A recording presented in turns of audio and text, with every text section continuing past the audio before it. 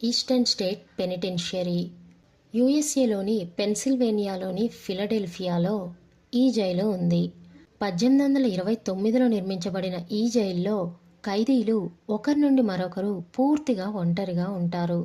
ఒంటరిగా నిద్రిస్తారు, ఒంటరిగా తింటారు, ఇంకా వారి సొంత యార్డ్లో ఒంటరిగా ఎక్సర్సైజ్ చేస్తారు.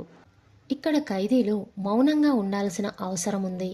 ఎందుకంటే ఎవరైనా హార్ష్గా ప్రవర్తిస్తే ఆ ఖైదీని హింసించి చంపుతారు. ఖైదీల పట్ల కఠినంగా వ్యవహరించడం వల్ల చాలామంది ఖైదీలు పిచ్చివాళ్ళయ్యారు.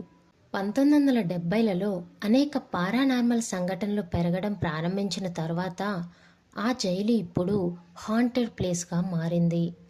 సెల్ బ్లాక్ 12లో మంత్రగత్తె నవ్వు వినిపించడం, సెల్ బ్లాక్ 6లో గోడలపైకి జారుతున్న నీడ బొమ్మలు, సెల్ బ్లాక్ 4లో దయ్యాల ముఖాలు కనిపించాయి మరియు వికృతమైన స్వరాలు, దూరంగా మాట్లాడటం మరియు సెల్ తలుపులు కొట్టడం వంటి వింత శబ్దాలు కూడా వినపడ్డాయి.